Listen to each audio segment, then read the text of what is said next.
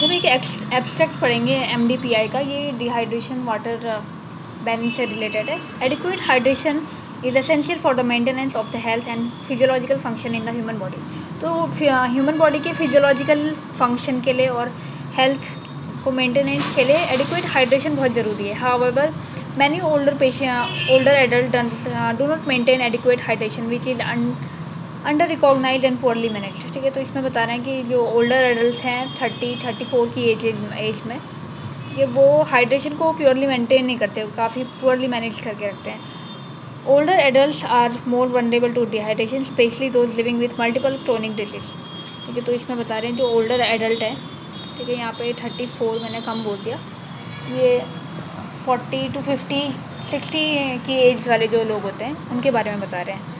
ठीक है, जो ओल्डर जो है वो डिहाइड्रेशन उनमें काफ़ी कॉमन रहता है क्योंकि वो मल्टीपल क्रोनिक डिजीज़ से जूझ रहे होते हैं। Dehydration is associated with the adverse health outcome in older adult.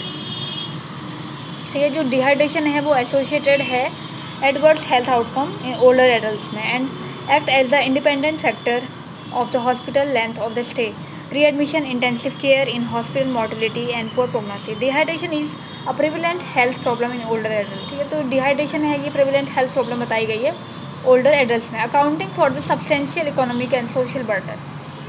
This review attempt to provide current knowledge of hydration include pattern of the body water turnover, the complex mechanism behind the water hemostasis, the effect of dehydration on the health of the body and the practical guidance of low intake hydration in adult older adult. ठीक है, तो introduction आता है water is the most essential nutrient for all the living organism. ठीक है, water जो है most essential तो है ही सारे ह्यूमन बींग्स के लिए, making up approximately 60% of the adult body. ठीक है, 60% जो एडल्ट बॉडी है उसमें 60% वाटर होता है। It play a crucial role in thermo regulation, ये क्रूशियल रोल करता है थर्मो रेगुलेशन में, ब्लड प्रेशर मेंटेनेंस में, biochemical reaction and the transportation of the nutrient into and the removal of the waste from the cell. ठीक है, इन सारी चीज़ों में वाटर बहुत क्रूशियल रोल प्ले करता है। थर्मो रेगुलेशन मतलब आपके टेम्परेचर को मेंटेन ही करके रखता है, बायोकेमिकल रिएक्शन जितनी भी रिएक्शंस आपकी बॉडी में हो रही है, आपको ब्लड प्रेशर जो मेंटेनेंस है वो ये करता है, और जो न्यूट्रिएंट्स का ट्रांसपोर्टेशन है और जो रिमूवल ऑफ वेस्ट, जो भी वेस्ट प्रोडक्ट है उसका रिमूवल करता है। Body water content varies slowly throughout life, being highest in infant and children and declines with age. ठीक है, तो ये बोल रहे हैं कि जो वाटर कंटेंट होता है वो इन्फेंट में सबसे ज़्यादा होता है। ठीक है, बाद में एज जैसे जैसे एज बढ़ती रहती है तो वाटर कंटेंट कम होता रहता है। Older adult are susceptible to dehydration referring to shortage of water in the body due to inadequate water intake और एक्सेसिव वाटर लॉस। ठीक है, तो ओल्डर एडल्ट जो होते हैं जल्दी से डिहाइड्रेशन में चले जाते हैं शॉर्टेज ऑफ वाटर की वजह से। ठीक है, और कम पानी पीने की वजह से भी और बहुत ज़्यादा वाटर लॉस होने की वजह से भी। Water loss often occur in the cases of excessive blood loss. ठीक है, वाटर लॉस कब कब होता है, तो एक्सेसिव ब्लड लॉस जब हो जाता है उस कंडीशन में vomiting, diarrhoea which affect the function of many system. ठीक है, वॉमिटिंग और डायरिया से बहुत सारे सिस्टमिक अफेक्ट जो होते हैं बहुत सारे सिस्टम्स पे अफेक्ट पड़ता है, can lead to acute events if it is not timely supplemented. This type of body water deficient is also called salt loss dehydration. ठीक है, तो इस टाइप के जो डिहाइड्रेशन क्या होता है इनको सॉल्ट लॉस डिहाइड्रेशन कहते हैं and is associated with the diminished electrolyte in addition to reduce body water. This type of body water deficient, ठीक है, सॉल्ट लॉस डिहाइड्रेशन से कहते हैं, और इसमें एसोसिएटेड बता रहे हैं कि इलेक्ट्रोलाइट भी इसमें डिमिनिश हो जाते हैं, इलेक्ट्रोलाइट भी बॉडी में कम हो जाते हैं in addition to reduce body water loss. और बॉडी वाटर तो लॉस होता ही है। It is the distinguish from the other type of dehydration called water loss dehydration. तो यहाँ पे अभी वाटर लॉस डिहाइड्रेशन के बारे में बता रहे हैं, where electrolyte levels are stable and relatively elevated. ठीक है, तो वाटर लॉस डिहाइड्रेशन जो है इसमें इलेक्ट्रोलाइट लेवल्स जो होते हैं वो स्टेबल रहते हैं और कभी कभी ज़्यादा भी रहते हैं, because इनएडिक्वेट water intake represent the primary cause of water loss dehydration. ठीक है, तो पानी कम पीने से प्राइमरी जो है वाटर लॉस डिहाइड्रेशन होता है। European guidelines now prefer to use the term low intake dehydration rather than water loss dehydration. ठीक है, जो यूरोपियन गाइडलाइंस हैं इनके according low intake dehydration rather than water loss dehydration. ठीक है, लो इंटेक डिहाइड्रेशन से ज़्यादा वाटर लॉस डिहाइड्रेशन होता है। Notably low intake dehydration is a common and chronic health condition in apparently healthy other older adult. ठीक है। Low intake dehydration जो है बहुत ही कॉमन है, मतलब पानी ये ज़्यादा नहीं पीते हैं, पीते ही नहीं, याद ही नहीं रहता है कि पानी भी पीना है, ठीक है। ऐसे ही आजकल यूजुअली हम लोगों के साथ भी होता है, आजकल यंग एडल्ट्स को याद ही नहीं रहता है। कुछ कुछ तो बहुत ज़्यादा फिटनेस फ्रीक होते हैं जिनको पानी पीने का याद रहता है, ठीक है। Low intake dehydration is common chronic health condition is apparently healthy older adult especially those that need long term care and hospitalization, ठीक है। तो इसमें ये बता रहे हैं कि जो हॉस्पिटलाइज हैं, जिनको बहुत ज़्यादा केयर की ज़रूरत है, तो उनमें लो इनटेक डिहाइड्रेशन होता है। Risk of dehydration increase in older people, ये जो डिहाइड्रेशन के रिस्क हैं वो ओल्डर पीपल्स में ज़्यादा मिलते हैं and with increasing number of older people internationally, और जो ओल्डर पीपल है ये इंटरनेशनली ये हाई रिस्क पे हैं। More people are at risk of developing there this largely reversible condition. An observational study reported that the prevalence of dehydration ranged from 1 to 60 in community dwelling older adult depending on the different factors, ठीक है। तो यहाँ पे काफ़ी बड़ा prevalence है, 1 से लेकर 60% जो लोग हैं ओल्डर एडल्ट वो इसके अंतर्गत आते हैं। Amongst long term care resident the prevalence of hydration was variable rate, ठीक है। जो जिनमें जो थोड़े लॉन्ग टर्म रेजिडेंट्स जो लोग हैं उसमें प्रेवलेंस बता रखा है डिहाइड्रेशन का 28 to 30.5% for impending dehydration and of 20 to 38.3% for existing dehydration.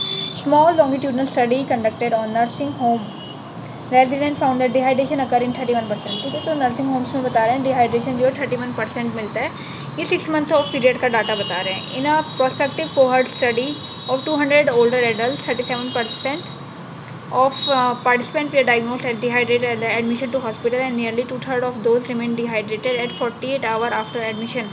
बताओ कितना बड़ा गैप है ये। 37% जो हैं पेशेंट वो 48 घंटे तक डिहाइड्रेटेड थे, उन्होंने बिल्कुल भी पानी नहीं लिया था। However, these studies were conducted based on the different measures and diagnostic criteria of the dehydration, ठीक है। ये जो स्टडीज़ है ये डिफरेंट क्राइटेरिया और मेजरमेंट पे ली गई है, which could apparently result in methodological bias. Thus, objective hydration biomarker or suitable hydration assessment tools are critical to correctly reflect hydration status in older people in the future research. Objective hydration biomarkers बता रहे हैं और suitable hydration assessment tools बता रहे हैं यहाँ पे, और क्रिटिकली जो correctly reflect hydration status in older people in the future research. ये फ्यूचर रिसर्च से रिलेटेड हाइड्रेशन मार्कर हैं जो यूज़ कर सकते हैं। Indeed, the population selection also biased result due to the nature of the heterogeneity among the older people. The real incidence may be considered higher due to the complex clinical condition. Dehydration also imposes substantially economic and social burden to individuals and community. Healthcare costs reach up to the USD 1.36 billion for hospitalized older patients due to the dehydration in 1996. ये तो 1996 में ये cost बता रहे हैं कि कितना $, इन्होंने हॉस्पिटलाइज्ड older patient के लिए खर्च किया था। One possible reason is that dehydration can add its own complication to multiple chronic condition and increase medical cost indirectly. Dehydration in the older adult is associated with the adverse health outcome, ठीक है। dehydration से adverse health outcome निकल के आ रहे हैं। High quality cohort studies have found that older adult with raised serum osmolality have an increased risk of mortality, ठीक है। Serum osmolality increase होने पर रिस्क बढ़ जाता है मॉर्टेलिटी का। Even adjusting the key confounding factor, dehydration has been shown to affect the cognitive performance and increase risk of metabolic and renal disease, ठीक है। मेटाबॉलिक और रीनल डिजीज का खतरा बढ़ जाता है डिहाइड्रेशन की वजह से। It represent an independent factor of hospital length of stay, readmission, intensive care in hospital mortality and poor prognosis. This review attempts to provide current knowledge about hydration, including patterns of the water turnover, the complex mechanism behind water hemostasis, the effect of dehydration on the health of the body, and practical guidance. Low intake dehydration in the older adults, ठीक है। अब यहाँ पे body water regulations के बारे में बता रहे हैं, ये इंपॉर्टेंट टॉपिक है, यहाँ पे थोड़ा ध्यान देने की ज़रूरत है। Under normal condition total body water is maintain in a dynamic equilibrium, ठीक है। नॉर्मल कंडीशन में टोटल बॉडी वाटर जो है ये मेंटेन होना चाहिए डायनामिक इक्विलिब्रियम में, which is regulated with in 0.2% of the body weight over A 24 our period, ठीक है। तो 24 आवर पीरियड में 0.2% ऑफ बॉडी वेट वाटर होना ज़रूरी है कि total body water is distributed into 2 compartment. तो टोटल बॉडी वाटर जो है ये 2 कंपार्टमेंट में डिस्ट्रीब्यूटेड किया गया, इंट्रासेलुलर और extra cellular fluid, which contain about 65% and 35% of TBW। ठीक है, जिसमें इंट्रासेलुलर जो है 65% है, एक्स्ट्रा सेलुलर है 35%। ECF compartment is further divided into blood plasma. ठीक है, तो एक्स्ट्रा सेलुलर जो है ये फर्दर डिवाइड हो रहा है ब्लड प्लाज्मा में, that hold blood cells in the suspension. ठीक है, जो कि ब्लड सेल्स को भी होल्ड करके रखता है। Interstitial fluid that surrounds tissue cells. ठीक है, ये ब्लड सेल्स हैं यहाँ पे, और इंटरस्टिशियल फ्लूइड है, ठीक है, जो कि टिश्यू सेल्स को सराउंड करके रखता है। फिर है transcellular fluid in the lymphatic vessels. Transcellular fluid के बारे में बता रहे हैं जो लिम्फेटिक वेसल्स में होता है। वेंट्रिकल्स और सबएर्कनॉइड स्पेस के बारे में भी बता रहे हैं। Water content varies across the individual with numerous factor including age, gender and body. ये वाटर कंटेंट जो है ये डिफरेंट इंडिविजुअल्स में डिफरेंट में वरी करता है, जैसे एज के अकॉर्डिंग डिफरेंट है, gender, body composition and various medical condition. ठीक है, डिजीज के अकॉर्डिंग भी डिफरेंट बताया गया है। For example, water typically comprises about 75% of an infant body. ठीक है, तो इन्फेंट बॉडी में बता रहे 75% ऑफ वाटर होता है, और अपोज टू भी 50 to 60% है ओल्डर पर्सन, और जो ओल्डर पर्सन है उसमें 50 to 60% होता है water content. Individual with more muscles और लेस फैट में हैव हायर रिलेटिव TBW। ठीक है, जिसमें मोर मसल्स है, लेस फैट है, इनमें भी टोटल बॉडी वाटर जो है वो ज़्यादा रहता है। Age by content, fat is the only 11% of the water and muscles is 75% of the water. ठीक है, तो ये देख सकते हैं जो फैटी पर्सन है उनमें वाटर कंटेंट बहुत ही कम है, 11%। ठीक है, और जो मस्कुलर मैन है उसमें वाटर कंटेंट है 75%। कुछ यहाँ पे इमेज बताई है। Water input negligible, 250 to 350 ml metabolic water है, 0.5 to 1 litre water ingested with food. ठीक है, 2 to 3 litre water is ingested fluid drinking water and beverages. ठीक है, जो भी कोल्ड ड्रिंक्स वगैरह या जूस वगैरह हम पीते हैं वो उसमें आता है। फिर वाटर आउटलेट में बता रहे हैं वेरिएबल्स, इसमें है स्वेट और फीकस है -150 ml, यूरिन से 1 to 2 लीटर जाता है। Insensible loss 0.45 to 1.9 litre. ठीक है, इसमें रेस्पायरेटरी वगैरह ये चीज़ आ जाती है। फिर है प्लाज्मा, इसमें -8%, इंटरस्टिशियल फ्लूइड है -27%, माइनस नहीं है ये 8%। ठीक है, 27%, और इंट्रासेलुलर फ्लूइड बताया 65%। अब आता है water input and the output. ठीक है, वाटर इनपुट मतलब कौन कितना पानी पी रहा है, और आउटपुट मतलब कितना पानी वेस्ट हो रहा है, वेस्ट तो नहीं, कितना पानी एक्सक्रीट हो रहा है। It have been estimated that 5 to 10% of TBW और approximately 2 to 2.5 litre is turn over daily. ठीक है, 2 से लेके 2.5 लीटर ये हमेशा हर दिन डेली का बता रहे हैं। Total water input consist of 3 major part. ठीक है, टोटल वाटर इनपुट जो है इसमें 3 पार्ट बता रहे हैं। Drinking water, water in the beverages and the food. ठीक है, जो कि हमें पानी पीने से मिलता है, जो बेवरेजेज हम लेते हैं उससे मिलता है, और उसके अलावा फूड से मिलता है। In addition water can be also endogenously produced by the oxidation of macronutrients.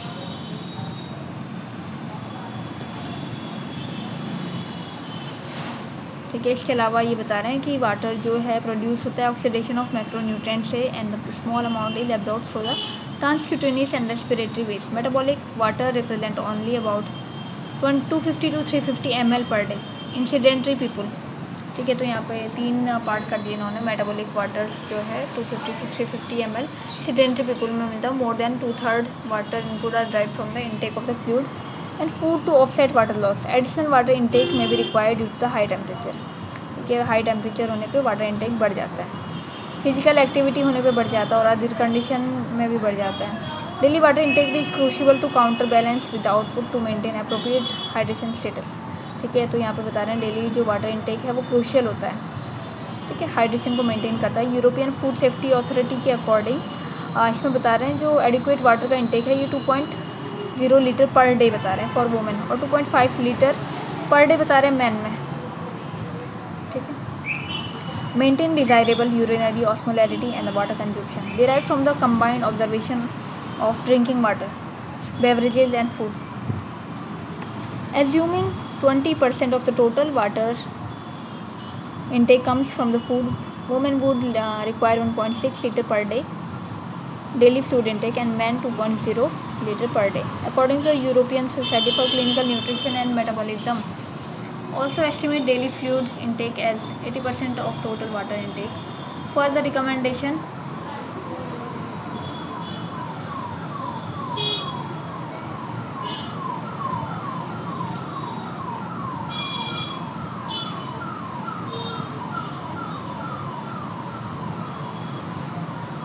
ठीक है, तो वहाँ पे थे हम ESPN में हम पढ़ रहे थे estimated daily fluid intake 80% of the total water intake from the recommendation as well as the institution below recommendation as well as institution below recommendation for the daily fluid intake by other international institute are displayed in table. ठीक है, मैं अब आगे बता रहे majority of the water output occur obligatory by respiratory tract. ये जो water output है हमारा वो सब ज़्यादातर रेस्पिरेटरी ट्रैक्ट से निकलता है, स्किन से, किडनी से, while the rest at the form of sweat, water in the fecus and negligible portion of the tear and sputum. Daily urine volume generally approximately 1 to 2 liter and can be increased by the consuming large amount of fluid.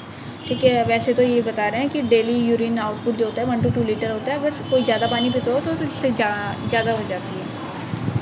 The large capacity of the urine output represent the primary avenue to regulate net body water balance across a broad range of fluid intake volume. Insensible water loss via respiratory tract and the skin can be reached 0.45 to 1.9 litre per day. ठीक है, insensible water loss बता रहे हैं, respiratory tract और skin से बता रहे हैं 0.45 to 1.9 litre per day. Sweat loss varies widely and depends upon the physical activity level and environmental condition. ठीक है, तो स्वेट लॉस है ये फिजिकल एक्टिविटी पे भी डिपेंड करता है और इन्वायरमेंटल कंडीशन पे भी डिपेंड करता है। GI tract is crucial in both intake and excretion of water। ठीक है, water from the food 0.5 to 1 litre per day हमें मिलता है। फ्लूइड जो है 2 to 3 लीटर पर डे मिलता है। It's predominantly absorbed in the blood across the highly polarized epithelial cell layer of the small intestinal mucosa. Besides the ingested water, large amount of the digestive secretion is more than 8 litre per day. ठीक है, digestive secretions के बारे में बता रहे हैं। ये more than 8 litre per day secretion होता है और ये एब्जॉर्ब होता है स्मॉल इंटेस्टाइन में where absorption capacity can reach to. ठीक है, एब्जॉर्प्शन कैपेसिटी जो होता है 15 लीटर से ज़्यादा भी रीच कर जाती है कभी कभी।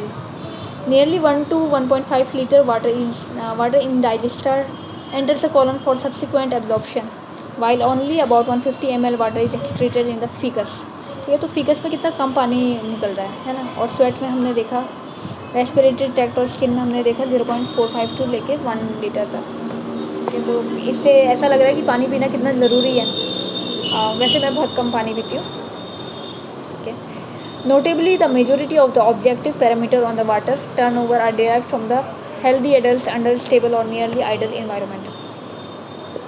कुछ यहाँ पे ऑब्जेक्टिव पैरामीटर बता रहे हैं हेल्थी एडल्ट में जो कि स्टेबल है और जिनके आसपास आइडियल इन्वायरमेंट है। Few study have focus on water turnover in older people specially those with multiple chronic disease.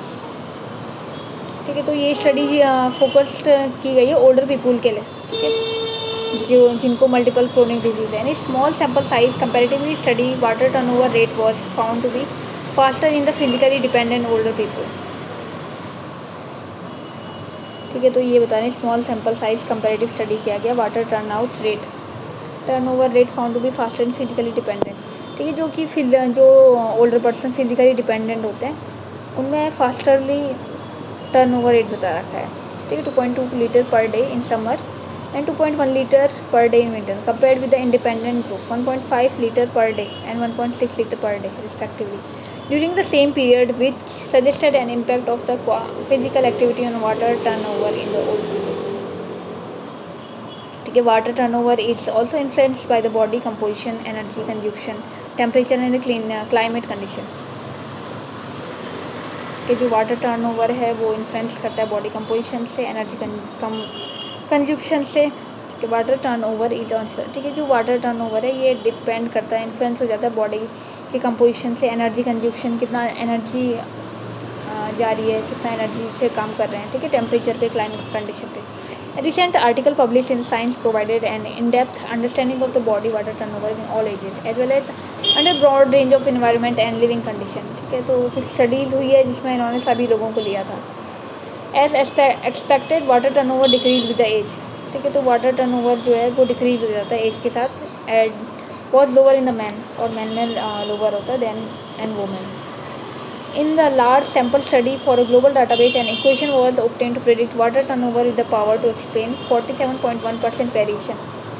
According to the predictive equation, water turnover had a curvilinear relationship with age, reaching a peak between 20 to 40 years of the age and descending after 50 years of the age. It was convenient to calculate the amount of water turnover in different ages with other available variables. ठीक है, तो यहाँ पे कुछ इन्होंने formulas वगैरह लिया हुआ है, कुछ वेरिएबल्स कॉन्स्टेंट्स लिए हैं जिसमें बॉडी वेट देख रहे हैं, एज देख रहे हैं, सेक्स देख रहे हैं, इसके अकॉर्डिंग निकाला हुआ है। काफ़ी बड़ा है ये।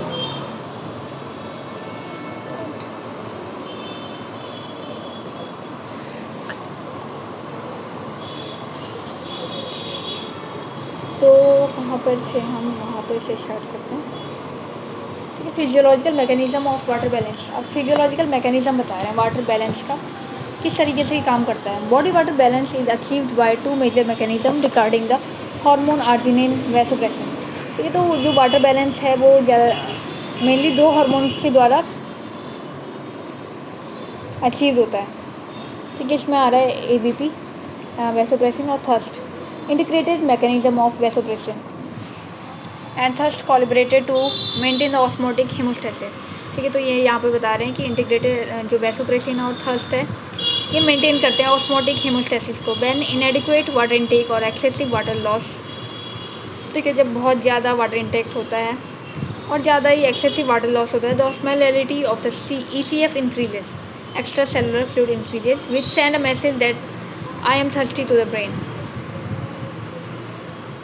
ठीक है, तो ये इसमें बता रहे हैं कि इनएडिक्वेट वाटर इनटेक है, मतलब कोई इंसान है वो पानी नहीं पी रहा है और बहुत ही ज़्यादा एक्सेसिव वाटर लॉस हो रहा है, तो ऑस्मोलैरिटी उसमें बढ़ जाएगी ECF में, फिर एक मैसेज जाएगा ब्रेन को कि मैं प्यासा हूँ, जल्दी से मुझे पानी दीजिए। ठीक है, the signal transduction relies specific structure in the circumventricular organ including the subfornical organ and organum vasculosum of the lamina terminalis because these structures are located outside the blood-brain barrier. Certain specialized neurons in the region called osmoreceptor can monitor changes in the plasma osmolality directly and feedback appropriate activation for the generation of the thirst.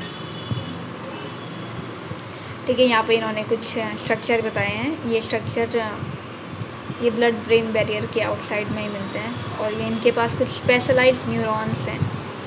ठीक है, कुछ specific reason पे इनको ऑस्मोरिसेप्टर कहते हैं और ये monitor करते हैं और प्लाज्मा ऑस्मोलैरिटी को चेंज कर लेते हैं directly on feedback appropriate activation for the generation of thirst. This receptor simultaneously regulate the AVP secretion.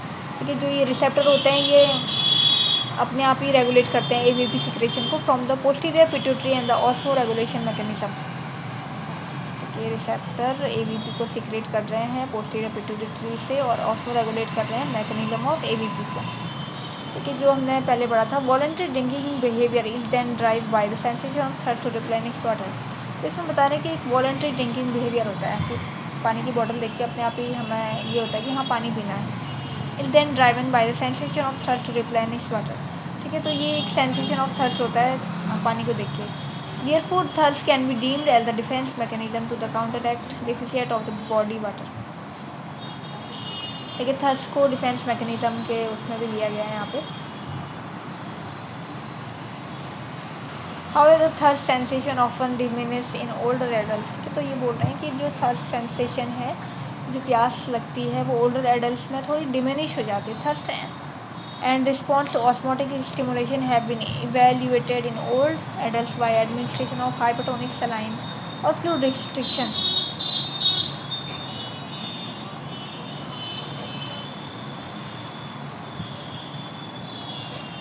ठीक है, तो बता रहे हैं ये थर्स्ट और जो रिस्पॉन्स है ऑस्मोटिक स्टिमुलेशन का ये इवेल्यूएट कर रहे हैं ओल्ड एडल्ट्स में administration of hypotonic saline fluid restriction. Philippines and colleagues demonstrated the healthy older male deprived of water for 24 hours sensation of thirst or mouth dryness as post depression in the comparison in the young control। ये तो Philippines में कोई study हुई थी उसके according बता रहे हैं कि 24 घंटे तक जो ओल्डर मैंने उनमें बिल्कुल भी कोई सिग्निफिकेंट सेंसेशन उनमें नहीं हुई थर्स्ट से रिलेटेड, ना ही कोई माउथ ड्राइनेस हुआ, ना ही पोस्ट डिप्रेवेशन कुछ हुआ यंग एडल्ट यंग कंट्रोल के मुकाबले।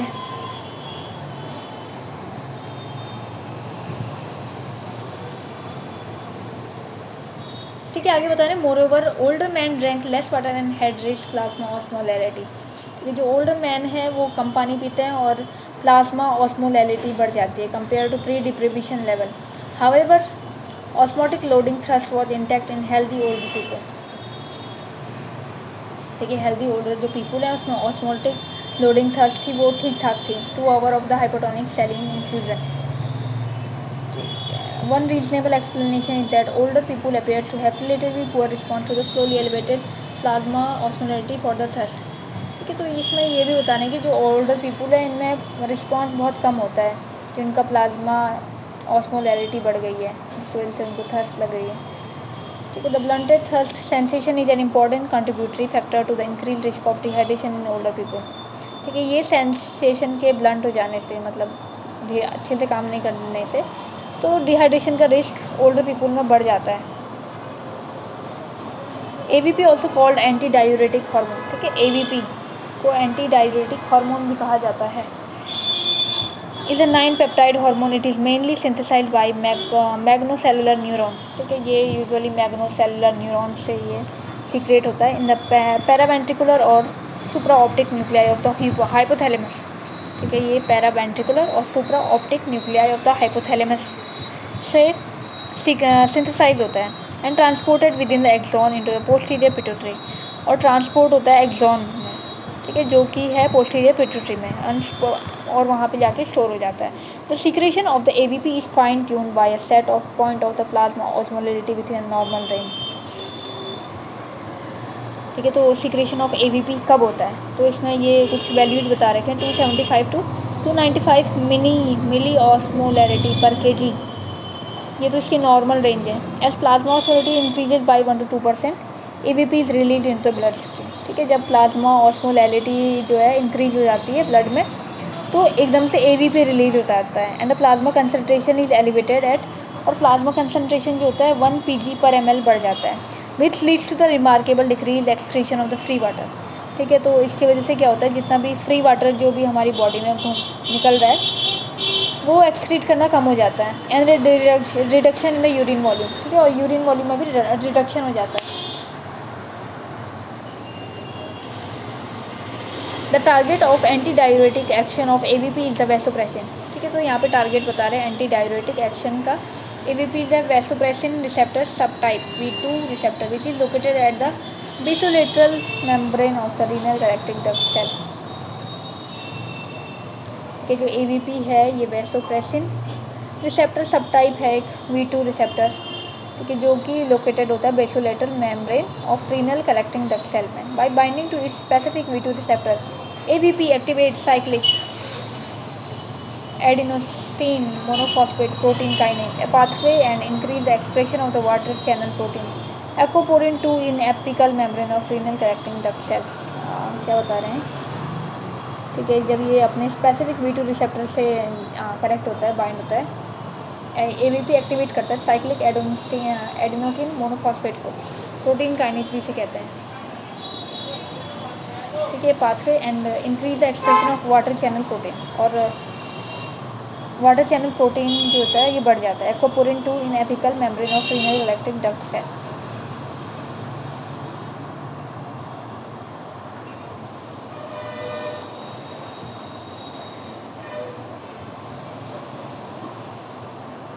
ठीक है, से in water permeability in the collecting duct to be reabsorb water. ठीक है, जो कलेक्टिंग डक्ट है वहाँ पे वाटर का रीएब्जॉर्प्शन होने लगता है, क्योंकि ये फ्री टाइप के वाटर वो है, फ्री वाटर, ठीक है, जिसे दोबारा से एब्जॉर्ब करना है। The compensatory mechanism to increase water reabsorption is prior to thirst. यहाँ पे कंपनसेटरी मैकेनिज्म बता रखा है टू इंक्रीज वाटर रीएब्जॉर्प्शन। ठीक है, कंपनसेटरी मैकेनिज्म होता है जो कि वाटर रीएब्जॉर्प्शन को बढ़ा देता है, इस प्रायर टू थर्स्ट। ठीक है, in addition there are other neurohumoral mechanism, कुछ न्यूरोह्यूमरल मैकेनिज्म भी बता रहे हैं जो रिस्पॉन्स करते हैं फॉर मेंटेनिंग वाटर हीमोस्टेसिस, ये मेंटेन करते हैं वाटर हीमोस्टेसिस को, including the renin angiotensin aldosterone system.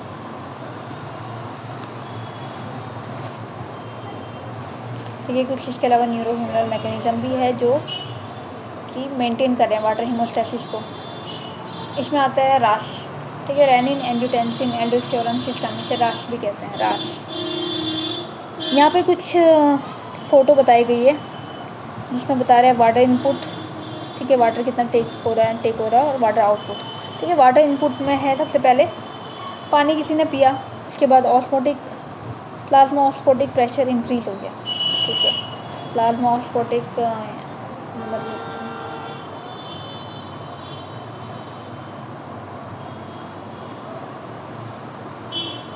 ये वाटर आउटपुट, इसमें है वाटर आउटपुट कम है और वाटर इनपुट ज़्यादा है, मतलब ज़्यादा पानी पी रहे हैं और प्लाज्मा ऑस्मोटिक प्रेशर बढ़ रहा है।